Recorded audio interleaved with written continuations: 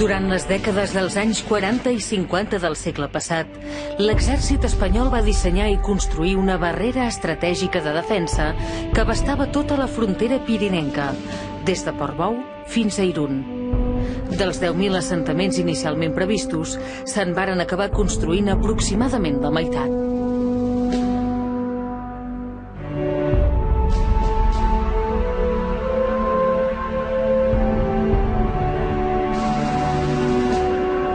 Moltes d'aquelles fortificacions encara són avui ben visibles i ens poden ajudar a explicar la seva pròpia història.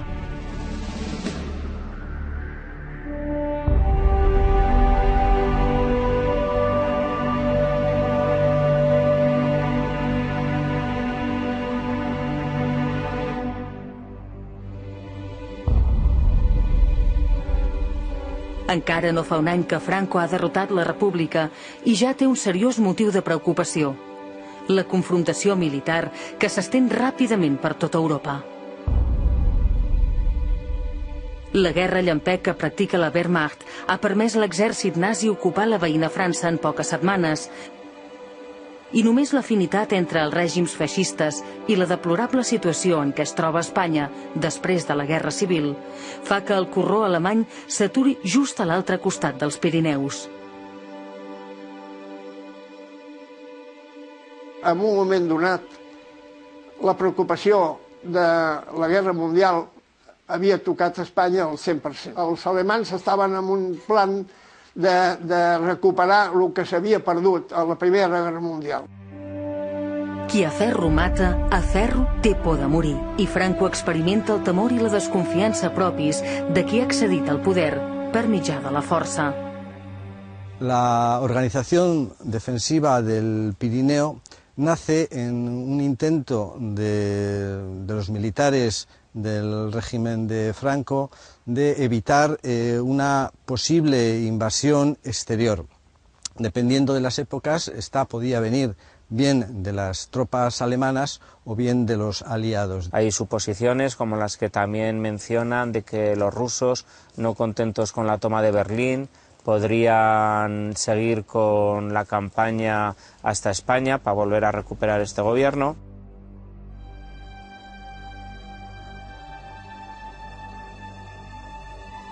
En aquest context d'incertesa i dubtes, blindar la frontera natural dels Pirineus per impedir el pas a un hipotètic exèrcit invasor comença a ser vist pel règim franquista com una necessitat prioritària. La utilitat d'aquestes obres va ser de caire preventiu, per evitar una possible invasió d'un exèrcit que podia venir del nord i que, d'alguna manera, aquestes obres podien servir per barrar-li el pas. El mes de setembre de 1939 es crea la Inspección General de Fortificaciones amb la missió específica de portar a terme un estudi preliminar de la serralada pirinenca. Estudi que més endavant permetrà dissenyar sobre el paper l'organització defensiva dels territoris de frontera. La primera conclusió a la que s'arriba en els treballs preliminars és que cal consolidar i eixamplar els camins forestals, així com obrir carreteres de muntanya que faciliten les comunicacions i la logística d'abastiment de munició i aliments a la soldadesca. La verdad es que empezó de una forma bastante precaria. No está el paisaje no es ahora como era entonces. Muchas carreteras eran caminos, muchos caminos eran sendas. El ejército tuvo que abrir caminos nuevos, sendas nuevas para poder transportar el material. Abans havia vingut tot el regiment de sapadors que havien refet totes les carreteres del Pirineu perquè totes estaven volades. La tasca de dur a terme aquestes primeres obres d'inspecció i acondicionament fou encarregada a 2 regiments de fortificació i, de manera especial, als batallons de treballadors, formats per soldats que complien el servei militar en unitats de càstig pel fet de tenir antecedents polítics.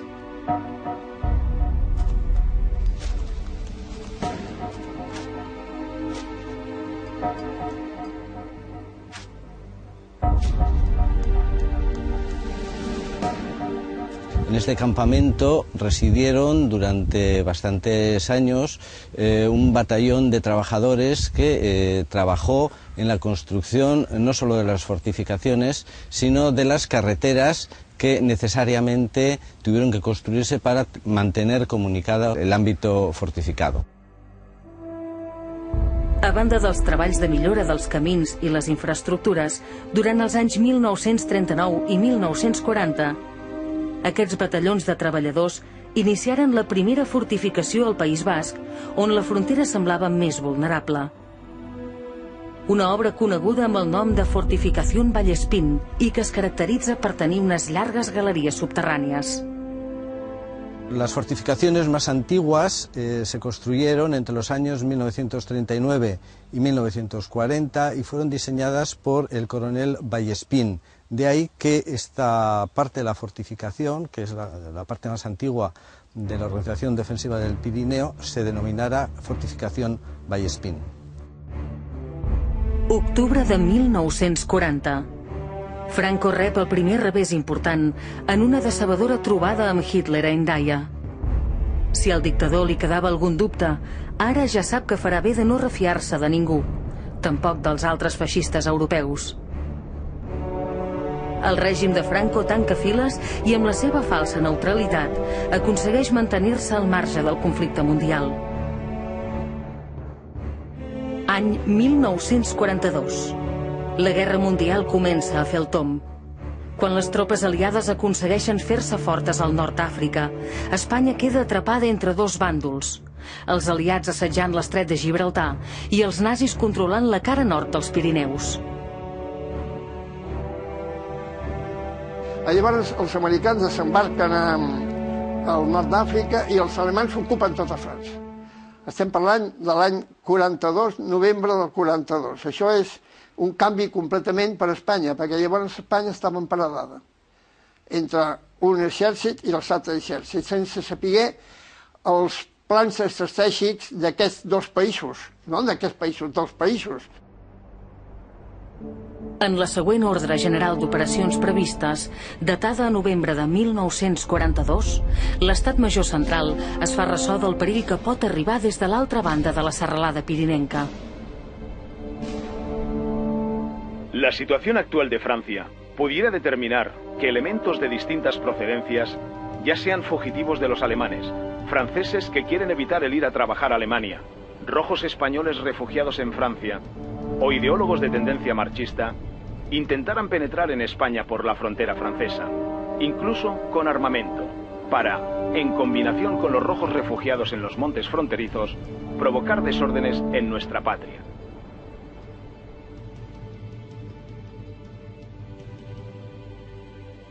Els rojos refugiados que s'esmenten a l'ordre general d'operacions són l'altre problema del règim franquista. Es tracta del maquis, format per antics combatents de l'exèrcit republicà convertits en guerrillers.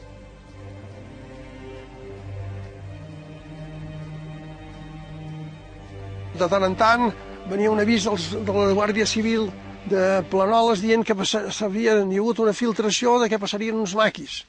I aquí, una nit, me'n recordo, 25/0, el sergent va fer posar de guàrdia i jo li vaig dir, escolti, no passarà ningú per aquí, amb aquest fred i aquest torn, no passarà ningú. Sí, que puede passar, no sé què. No obstant, no és contra el maquis que és concebuda la línia defensiva dels Pirineus, sinó que s'estructura per aturar un exèrcit poderós que pugui arribar des de territori francès. La línia no té res a veure amb els maquis. No es posa un contracarro contra un maqui, no té res a veure.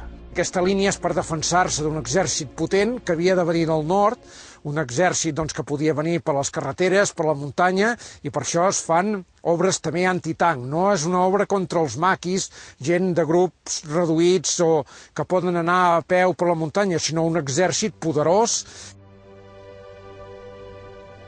Les victòries de l'exèrcit aliat se succeeixen i l'avenç de les seves tropes genera més i més inquietud entre els prohoms del règim franquista. En aquell moment, el règim de Franco està aïllat i, naturalment, igual que hi havia hagut aquí a tocar, doncs hi havia les tropes dels nazis, això, doncs també podien tenir la por, o deien, que qui sap, vés a saber si els russos podien arribar fins aquí, coses una mica absurdes. Llavors els alemans es retiren. Llavors ja no tenim alemans al nord del Pirineu. Ja sabíem en qui tractàvem, amb els aliats. La possibilitat d'una invasió sembla cada cop més real, i és en aquest context que es dona l'ordre definitiva d'aixecar una àmplia i ambiciosa barrera fortificada en els Pirineus. Passa el temps i el govern decideix fer la línia de defensa del Pirineu. L'any 43 és la decisió. Hi havia unes guarnicions al Pirineu fortes. La decisió és que els jefes i oficials d'aquestes guarnicions fessin l'estudi del terreny.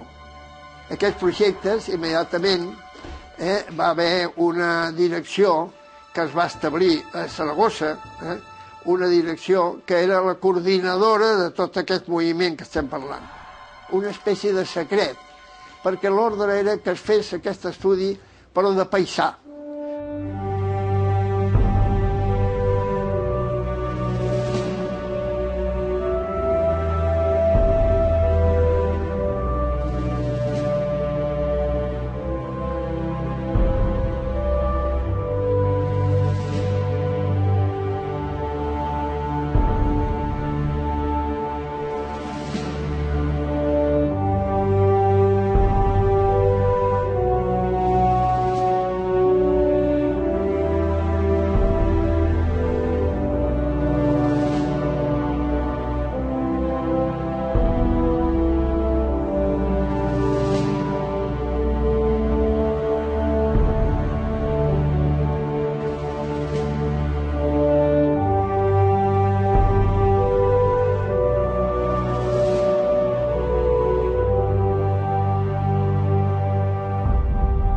Coincidint en el temps amb l'alliberament de París del jou del nazisme, qui sap si només de manera casual es posarà en marxa un completíssim pla estratègic que supera amb escreix tot el que s'havia fet fins aleshores.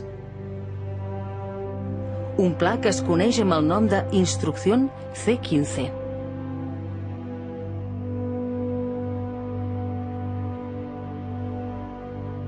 En un moment de dubtes per al règim per la seva subsistència, a l'agost de l'any 44, el dia abans que els aliats entrin a París, es dicta la instrucció C-15, que és la que d'alguna manera marca l'organització defensiva dels Pirineus, què s'ha de fer per fortificar globalment aquesta serralada. La instrucció C-15 indicava que el territori s'havia d'organitzar defensivament en centres de resistència, unitats a les quals es confiava el control d'una franja de terreny que ocupava l'espai d'entre 1 i 4 quilòmetres de front.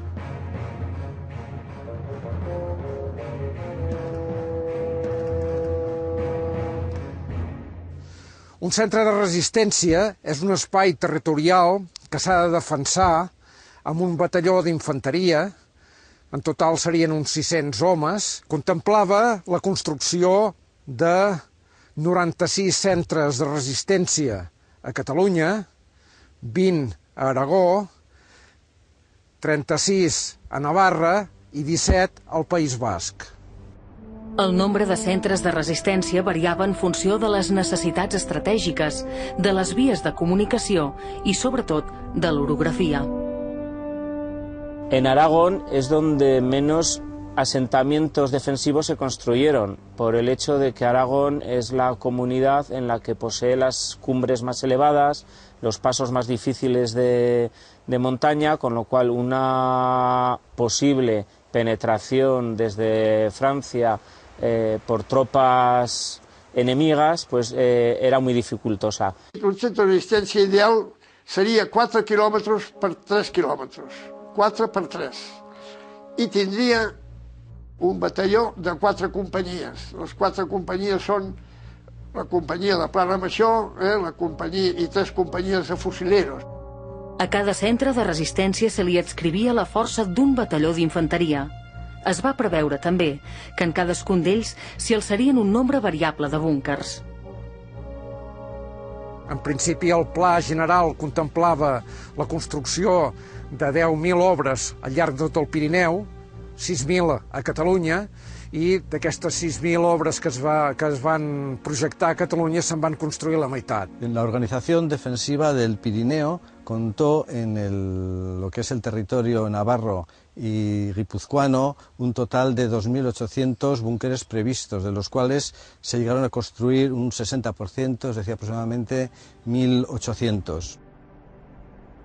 Conceptualment, sembla clar que la línia dels Pirineus s'inspirava en la idea de fortificació, més pròpia de la guerra de trinxeres i que ja aleshores havia restat antiquada. Durant el període d'entreguerres, del 1919 al 1939, Europa havia vist aixecar construccions defensives d'aquesta mena per tot arreu.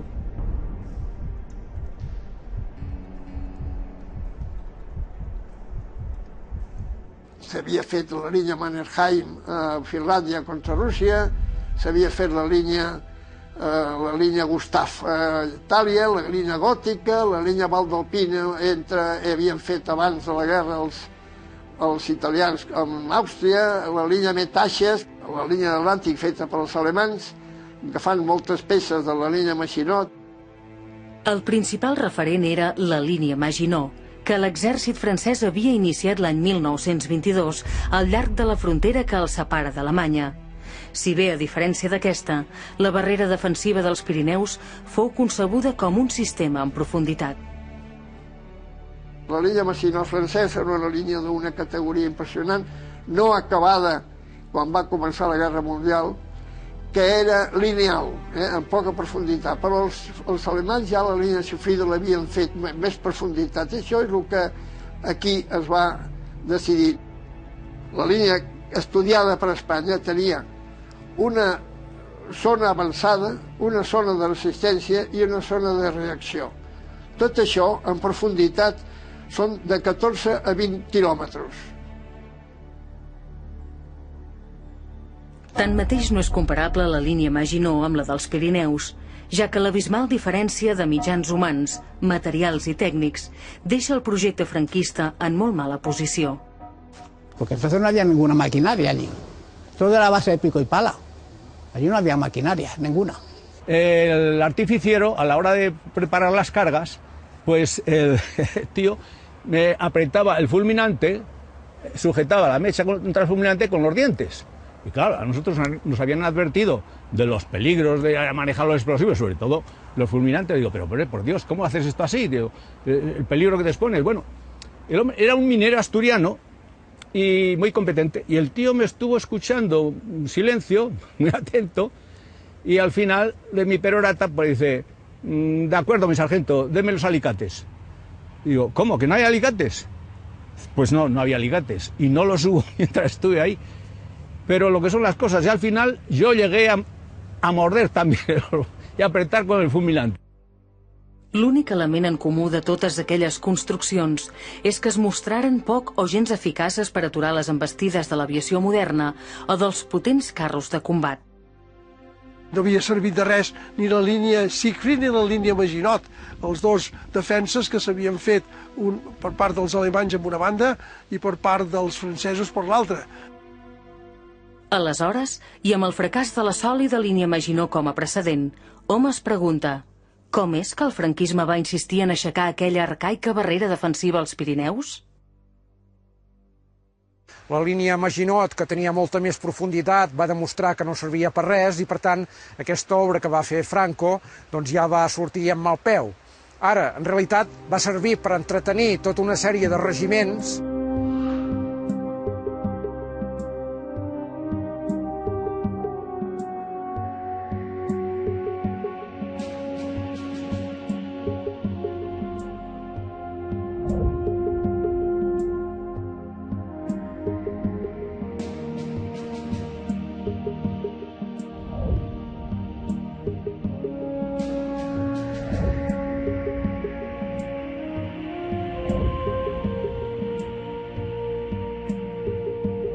Per al disseny dels diferents assentaments, hom partia dels models establerts en manuals i reglaments que fixaven aspectes com l'emplaçament, la gruixudària, les dimensions o el camuflatge. Tanmateix, el patró de la normativa general va anar-se modificant en el decurs del període de construcció i a partir de 1946 es varen flexibilitzar les instruccions perquè s'adaptessin a les circumstàncies concretes de cada zona. S'idearen fonamentalment 4 tipus d'assentaments: els de comandament i observació, els búnquers a cel obert per a morter i per a metralladores antiaèries, els assentaments d'artilleria contra infanteria i contra carros i els més habituals per a metralladora i fusell metrallador. Els observatoris estaven situats en posicions elevades i dominants, amb àmplies panoràmiques, i havien de complir la condició de veure-hi sense ésser vistos. Ens trobem a davant d'una casamata o d'un búnquer d'observatori o lloc de comandament. En aquest cas, aquí en tenim un que és del Centre de Resistència 43, situat estratègicament al damunt de la vall de Ribes, a la muntanya de Sant Antoni, i al fons hi tenim tota la vall del Freser. Aquestes troneres volten els 360 graus, per tant vol dir que es pot veure el panorama de tota la vall de Ribes.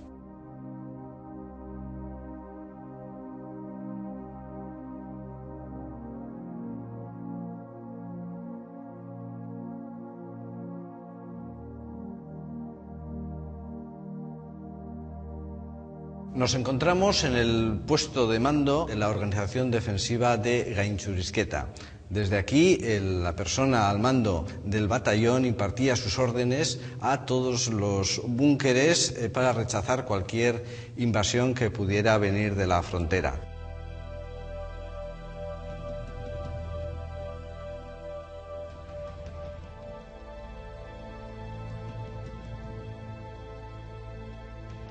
Concretament, jo que vaig fer, en part, no totalment, els 2 observatoris, el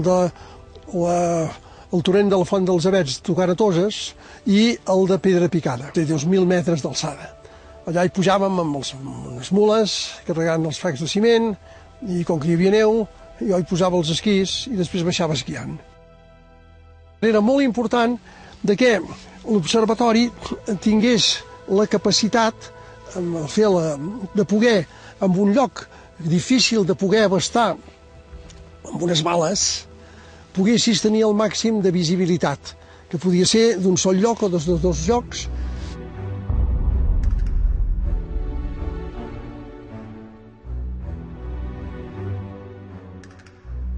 En els emplaçaments a cel obert hi havia una part interior que servia de refugi pels soldats i per guardar-hi la munició, que es comunicava amb l'exterior a través d'una rampa. Al de fora, una circumferència formigonada d'uns 3 metres de diàmetre marcava el punt on situar l'arma.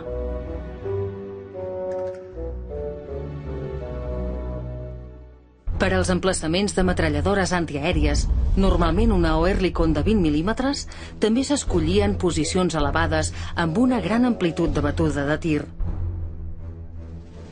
El morter més utilitzat fou el de 81 mil·límetres i amb ell s'intentava cobrir les posicions més estratègiques, com per exemple l'Estació Internacional de Canfranc. Esta estación, debido al enclave estratégico que tenía, pues era un punto obligado de defender, puesto que el túnel internacional ferroviario que une Francia con España, pues era una vía posible de penetración de tropas, de carros, etc. Els assentaments d'artilleria eren els més grossos. De planta rectangular, varen ser concebuts per encabir-hi un canó antitanc i emplaçats de manera que poguessin batre les carreteres i vies de comunicació. Els búnkers de combat per a armes automàtiques foren els més nombrosos i repetits. S'armaven amb una metralladora o simplement amb fusells metralladors. Generalment tenien una sola espitllera, per bé que també n'hi podia haver 2. Aquest és un assentament de fusell metrallador. De fet, les obres que més es van repetir en els centres de resistència van ser els assentaments de metralladora i de fusell metrallador.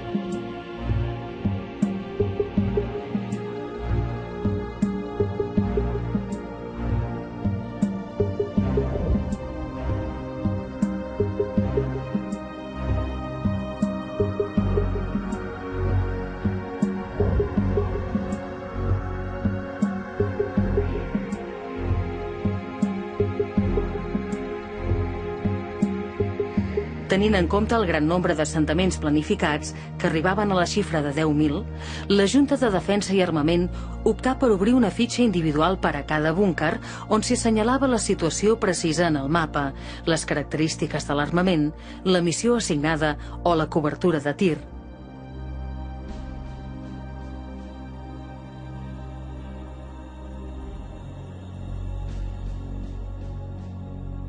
Contrastant construccions defensives gairebé contemporànies, es pot observar la concepció un tant rudimentària de l'arquitectura militar franquista. La comparativa amb els búnquers alemanys del mur atlàntic dona fe de les diferències en el gruix i la densitat de les successives capes del formigó armat. Pel que fa a la solidesa dels murs, es va dictar que la cara frontal havia de tenir 1 metre d'amplada i la resta del perímetre un mínim de 85 centímetres. Tota l'obra es fa de manera que l'impacte d'artilleria de 105, de calibre 105, que no faci mal al búnquer, no l'atravessi ni el desfà. Després es va decidir augmentar el 155. Vol dir que quan es parla dels búnquers es parla d'un blindatge formidable. No obstant, alguns dels que treballaren afirmen que rarament es complien aquestes premisses. Y mucho me lo tenía que improvisar yo, porque una cosa era el plano y otra era la dificultad real que había que, por ejemplo, la chimenea, pues la inclinación de la chimenea se la di yo la que pude. Havies d'anar a buscar un lloc on hi hagués doncs, una mica de sorra, perquè si no, no teníem maquinària per poder fer sorra. El ferro no era fàcil, però fèiem servir el ferro que podíem. A Espanya li faltava ferro, però llavors es van desfer molts ferrocarrils de via estreta. Tot això va anar a parar molt a fer els blindatges. En la pràctica diària, el formigó armat s'obtenia de la barreja de 3 pales de grava, 2 de sorra i 1 de ciment, però el proveïment de materials fou molt irregular. Ciment, sorra, grava i ferro, fusta, per fer el s'encofrat.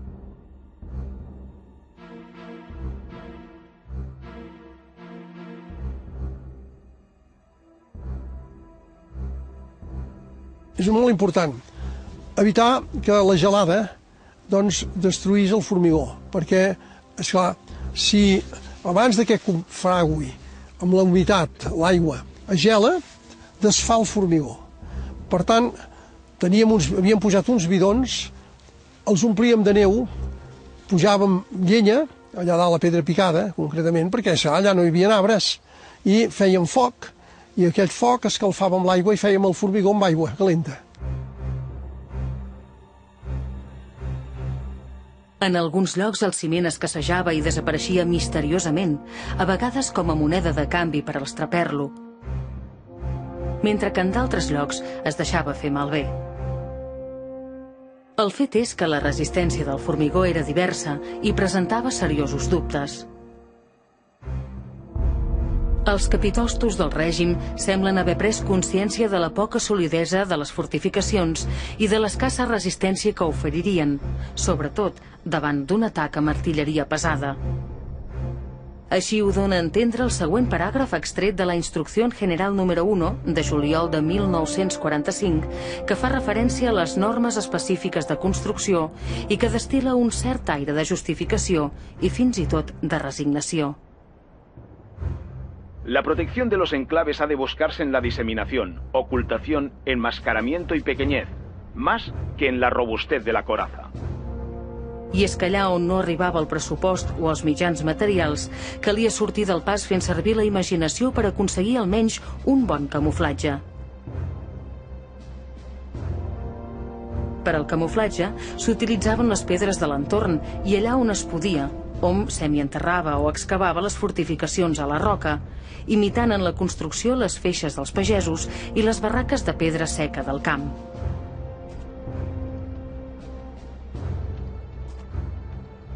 La precarietat de la construcció no enganyava a ningú. En aquests termes, n'informava un comitè d'experts al Consell de Seguretat de la ONU després d'haver dut a terme una investigació sobre el terreny. Las fortificaciones de la región de los Pirineos, esencialmente concebidas como defensas, son compuestas de obras de campaña improvisadas y de un número pequeño de hormigón.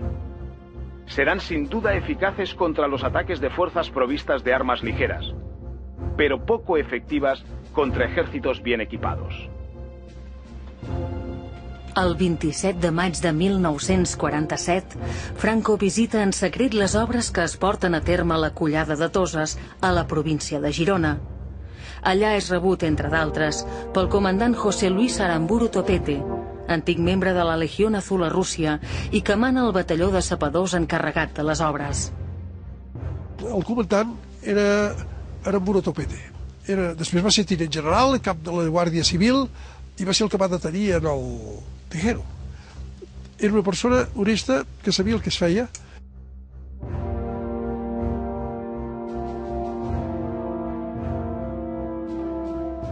El dictador, que ha escrit un llibre sobre estratègia militar defensiva, té dubtes i qüestiona com s'estan duent a terme els preparatius. El que més l'irrita és la intuïció que aquells emplaçaments no servirien de gran cosa. De fet, després del fracàs estrepitós de la línia Maginot, Franco és conscient que ni tan sols pot comptar amb que les fortificacions tinguin un efecte dissuasori en l'enemic.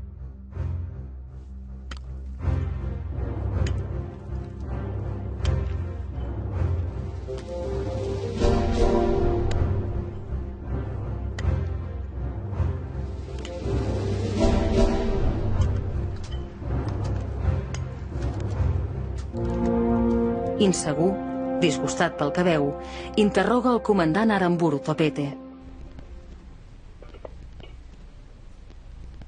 Aramburu, ¿ha leído usted mi libro El ABC de la batalla defensiva? Por supuesto, mi general.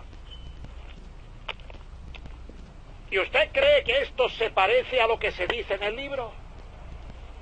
En absoluto. Sin embargo, debo decirle que nos ceñimos a las instrucciones del Estado Mayor Central. Claro, pero sea sincero, Aramburu. ¿A usted qué le parece todo esto? Si quiere que le diga la verdad, mi general, a mí esto me parece una trinchera carlista, pero a lo bestia. Ya veo.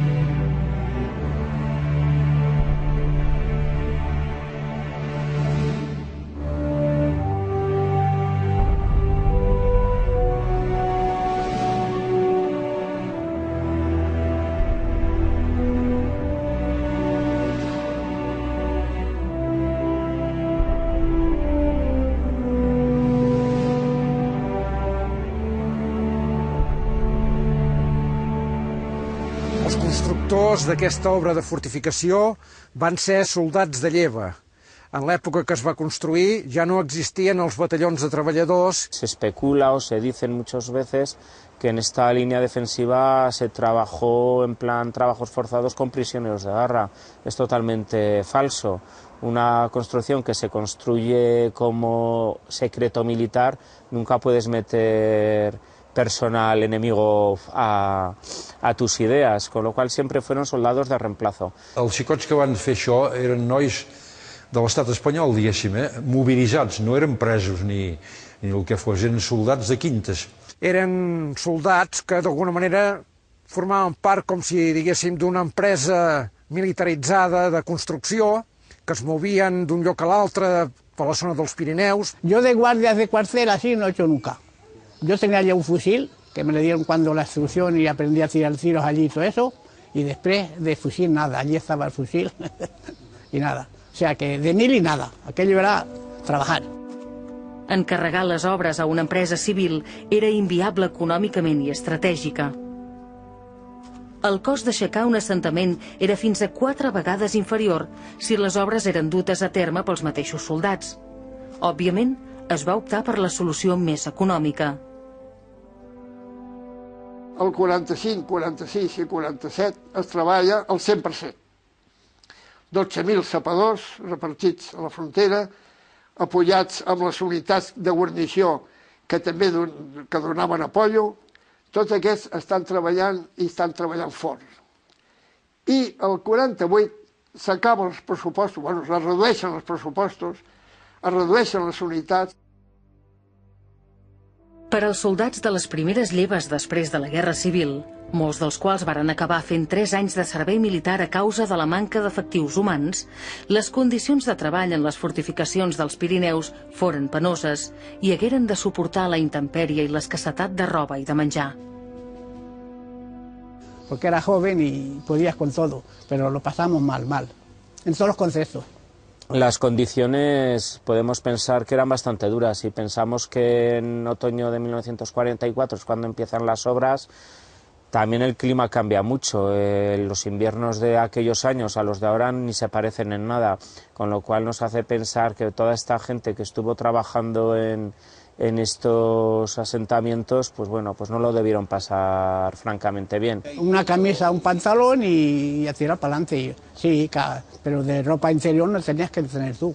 Salían de los barracones para trabajar y que se iban a lavar al río y que, bueno, echarse un poco de agua en la cabeza para peinarse, se les quedaba helado el pelo. En fin, anécdotas de esas como que les echaban tizón en el café para darle más color. Siempre en colchones de paja. De camas no teníamos en el suelo. Sábanas, bueno, sábanas. mal. No estuvimos en la guerra, però estuvimos mal. Era el xalet, diguem-ne, que s'havien construït els oficials per poder portar a terme totes les fortificacions d'aquesta zona. Jo dormia sol aquí, no podien dormir-hi els soldats. Els soldats dormien amb una xabola que no l'hem trobada, que estava per aquí. Segurament està enfonsada i ja no existeix. Però bé, llavors jo dormia tot sol, feia molt fred, teníem una poela, al sopar em feia alguna cosa calentona, amb la llenya omplia la poela i em ficava a dormir amb 9 mantes, feia un fred, a casa em van fer uns paucs i tot pels peus. Claro, el que tenía dinero, porque en su casa le habían dejado dinero porque tenía, pues podía comer, pero nosotros íbamos por allí, que se habían vendimiado y las uvas, había quedado algún racimo de uvas o peras, pues todo lo recogíamos. Cuando no estaban por allí, tirábamos un cartucho al río, las truchas, claro, al explotar, salían. Y entonces las cogíamos y las asábamos. El següent informe, redactat pel responsable de les fortificacions a Catalunya i Aragó, datat del març de 1945, parla de les precàries condicions dels soldats. El trabajo duro y continuado a que está sujeto el personal de zapadores produce un desgaste de vestuario que debe ser compensado, dando a las prendas una duración menor de la asignada normalmente, extremo este que ya se ha solicitado de la superioridad, sin que hasta el momento se haya resuelto nada. Debe dotárseles de un traje de trabajo, que como más conveniente podría ser el mono, marcándole un tiempo de vida práctico y real. Para el arreglo de los zapatos, calzado que se considera más conveniente para los trabajos que la alpargata, se precisa dotar directamente a las unidades de zapadores de suela y tachuelas. El problema de la alimentación del soldado no puede resolverse por la adquisición directa y libre de artículos, por estar alguno de ellos intervenidos.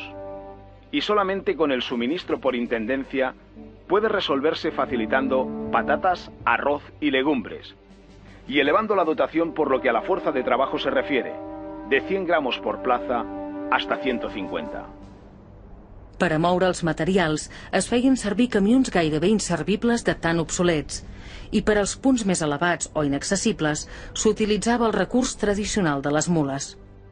Hi havia uns camions russos que eren els Ford K, que li deien, a l'exèrcit li deien els Katiuskas, que eren de roda massissa i que tenien un poder de motor formidable.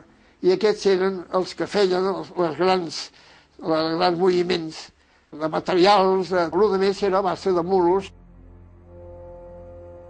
Malauradament, en ocasions, les mules també eren massa velles i en els llocs d'alta muntanya amb condicions inhòspites, els homes varen acabar traginant els sacs de ciment a pes de braços. Pesaba 50 kilos. Y como no había nadie que nos viera, pues a veces hacías un agujero en el suelo y vaciabas la mitad del cemento, porque, claro, y luego lo subías arriba, 3 o 4 kilómetros había. A poc, i a mida que milloraven les condicions de vida del país, les dels soldats també varen millorar proporcionalment.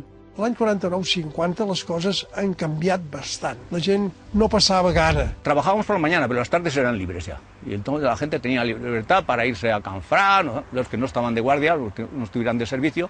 La comida era buena porque allí la assignación era superior por trabajo. Feien el mateix horari que feien els soldats en una caserna normal, el que passa que aquí anaven equipats doncs, amb els instruments de treball. No era agradable estar allà dalt. I bé, encara que anaven ben equipats, els soldats.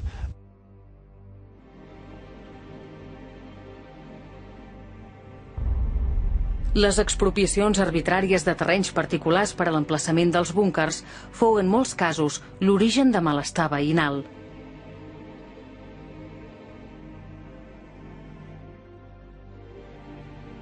Mai es va pagar un pam de terreno. Això vol dir que tots els búnkers són propietat del propietari del terreno. Si feien una obra davant d'un búnquer que tenia un camp de tiro, no es podia fer.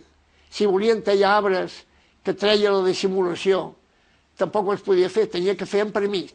Bé, cap als anys 50, era l'any 50, em sembla, o el 48, ara no ho recordo exactament, la meva mare va comprar un terreny a la sortida de Camprodon cap a Setcases i volia edificar un xalet. Llavors va demanar els corresponents permisos i resulta que no li van concedir als militars, llavors Camprodon era una zona militaritzada, no li van concedir el permís perquè hi havia un niu de metralladores ja construït que vigilava la carretera per on suposadament podien venir els enemics i deien que el projecte de la casa tapava la línia de tir. Llavors la meva mare no ho entenia i se'n va anar a veure el governador militar de Girona, no sé com el va convèncer de que era una tonteria no permetre edificar aquesta casa i va tornar amb el permís. En d'altres ocasions, en canvi, els militars s'avingueren a trobar solucions, sobretot per suavitzar l'impacte en les pastures i els terrenys de cultiu. Feien un baixador i llavors es feia molt bé la finca perquè se sembrava o es feia patates. I van parlar amb algun jefe, que probablement que tenien bones relacions amb els jefes, i a veure si podien aconseguir fer com un ascensor i amb una escala, i llavors ho va aconseguir i van fer com una escala i no van haver de fer malbé la finca aquella, ho van aconseguir, o sigui que amb els jefes hi va haver bones relacions. La convivència amb la població casernària que s'allargà durant anys també fou contemplada des d'òptiques completament oposades. Des de la clandestinitat, la publicació Treball, editada pels òrgans del PSUC, denunciava aquesta presència no volguda i es feia ressò dels conflictes i del malestar veïnal. La concentració de tropes és evident i descarada. Aquesta plaga militar franquista cau damunt els camps i viles catalanes empitjorant la ja desastrosa situació. Els horts i fruiterars, els corrals i els ramats són víctimes de la febre militar del règim. Cada poble, cada vila o masia és obligada a abastir a la gent o a vendre els proveïments als preus assenyalats per l'autoritat falangista militar. Això, quan no són requisats por necesidad nacional. En els llogarrets turístics, els propietaris preferien reservar els immobles per als estiuejants i, per tant, es negaven a llogar-los als militars. així que l'allotjament dels oficials va causar problemes sonats, fins al punt que el governador civil es va veure obligat el 1949 a enviar-hi un delegat que forçà el lloguer de les cases. Com que els propietaris no s'hi avenien, hagué de recórrer a la força pública de la Guàrdia Civil. Una acta de l'Ajuntament de Martinet datada el 6 d'abril de 1949 també dona fe del mal ambient existent. Es leído a continuación un escrito de queja-denuncia suscrita por los vecinos contra las fuerzas de guarnición de Martinet, por los daños y atropellos que causan en sus propiedades. L'opinió dels militars era força diferent. En un article periodístic, el general López de Sepúlveda subratllava l'enriquiment de les relacions humanes. Tiendas, panaderías y fondas brotaron como setas para atender a miles de soldados que cobraban unos pluses de trabajo.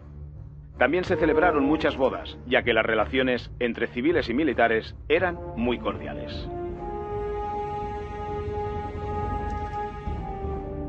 Els pobles estaven encantats, perquè clar, a Martinet va arribar una companyia sencera, 100 homes joves, amb els oficials, amb els suboficials, amb els fills, que anaven a l'escola, que estaven nois potser que eren de Granada o el que fos, es trobaven en aquells poblets que hi havia una escola. En fi, això la vida del Pirineu va canviar completament.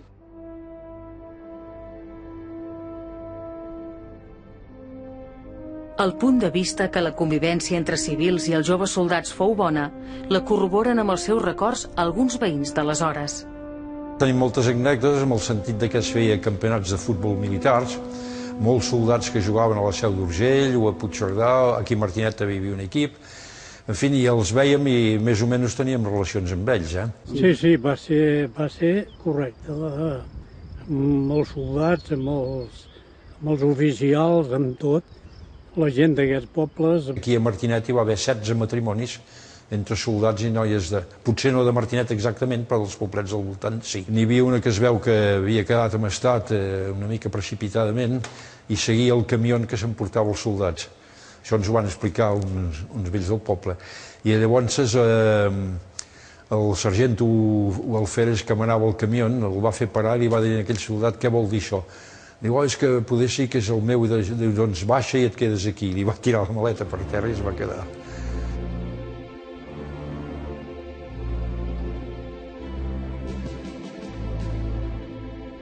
Malgrat que mai va ser batejada oficialment, segurament a causa del secret militar, la línia defensiva ha passat a la història amb noms diversos.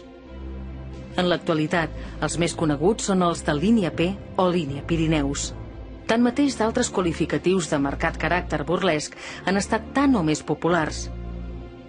Al País Basc hi ha qui encara l'anomena la línia como si no, perquè es considera que en cas d'invasió no hauria resistit cap atac. Ara bé, de tots els noms satírics, el més popular de tots fou el de Línia Gutiérrez. Popularment va ser coneguda amb el nom de Línia Gutiérrez. Aquest nom, que seria un nom castellà, d'alguna manera indicava el caràcter satíric de la gent que va batejar la línia, perquè consideraven que era una línia molt de nyigui-nyogui, podríem dir, si la comparem amb altres línies que van existir a l'Europa de l'època, com la línia Maginot. Per tant, era una línia molt més senzilla i, per tant, en aquest sentit, la gent que va utilitzar aquest nom Gutiérrez, que era el d'un setmanari satíric de l'època, ho va fer en aquest sentit irònic. La paternitat de la broma no queda clara. Tant pot ser que sorgís de la imaginació dels joves soldats, tips de precarietat, de la d'algun veí fart de la presència permanent de la milícia, o potser de la rancúnia dels derrotats, a qui només restava el consol de la ironia. El fet és que el tal Gutiérrez no existeix i tot sembla indicar que és només una facècia casolana pensada per riure's de les pretensions de la construcció.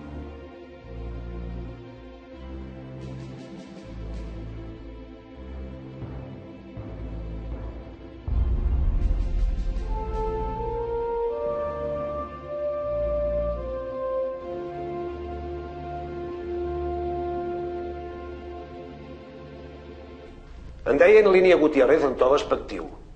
I no pels que la construïen, sinó en comparació amb la línia Maginot. Col·locar el ferro dels ferrocarrils de via estreta als búnquers era una barrabassada. És de TVO i fa riure. Per això en deien línia Gutiérrez. Em penso que ve d'abans. La meva unitat era un batalló disciplinari de trabajadores, militaritzat i format exclusivament per presos.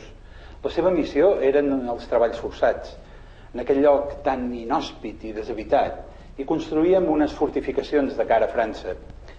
Una paròdia de línia Maginot que nosaltres vàrem batejar com a línia Gutiérrez.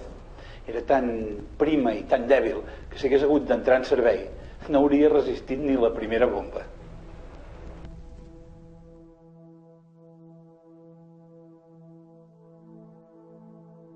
Tot i aquestes evidències, hi ha qui troba humiliant aquesta explicació, i alguns historiadors no resignats s'han encaparrat en trobar l'origen del cognom Gutiérrez en els arxius militars.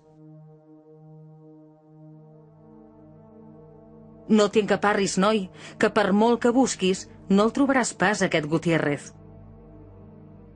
La creació de l'OTAN l'any 1950 i més tard la signatura de pactes de bases operatives amb els Estats Units varen fer que el sistema de fortificació deixés de tenir una justificació real o aparent.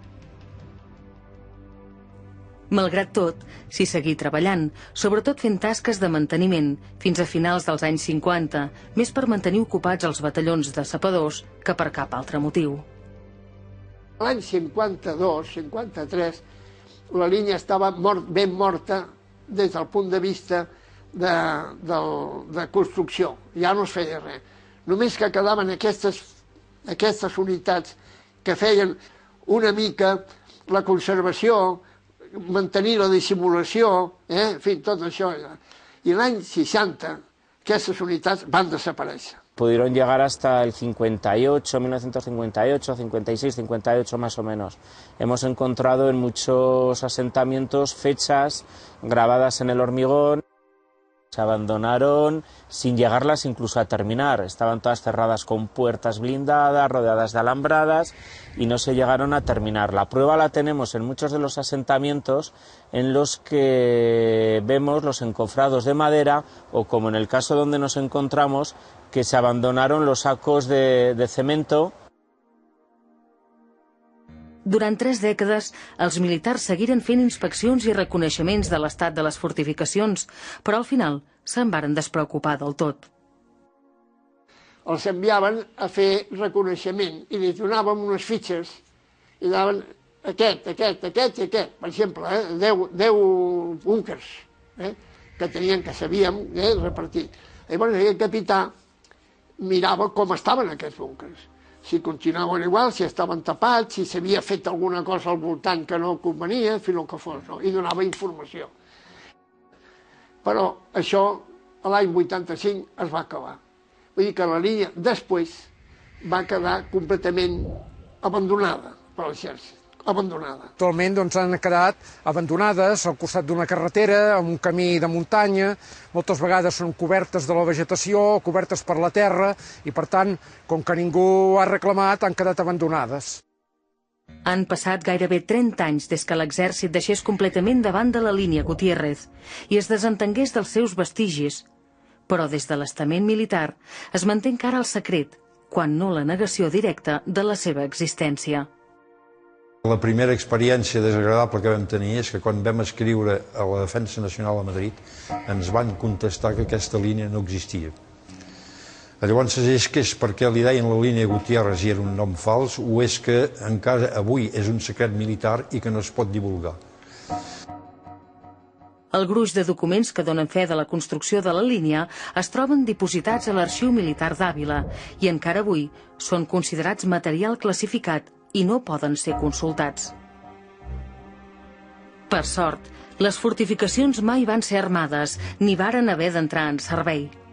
En l'actualitat, les seves restes només són freqüentades per excursionistes, caçadors o boletaires. També és cert, però, que en molts llocs no s'han estat a donar-hi les utilitats més variades.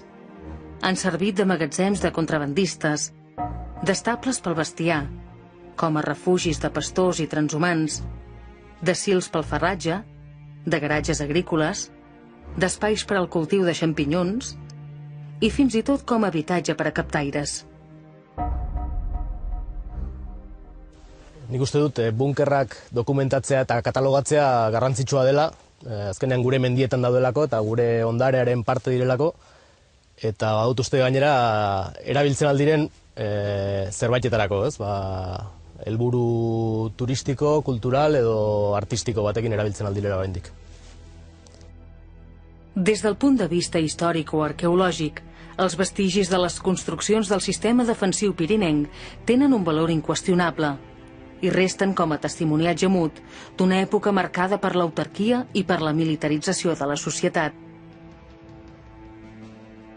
Algunes iniciatives de tipus cultural, turístic o artístic, com la del Parc dels Búnkers a Martinet, o els recorreguts guiats a les valls de Vera o del riu Aragón, demostren que amb imaginació, voluntat i treball se'n pot treure profit, al temps que es contribueix a la seva recuperació i revaloració.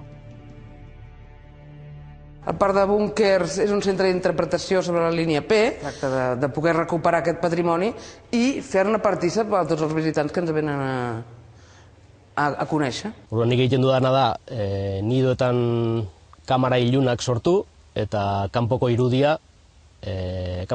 argazkiak egin. Orduan, beraz, argazki hauek egiterakoan egin duena da, lehen gerrarako erabili ziren edo erabiltzea pentsatzen zen eraikuntza batzuk, sorkuntzarako erabiltzea eta begiratoki, paisaiaren begiratoki gisa erabiltzea.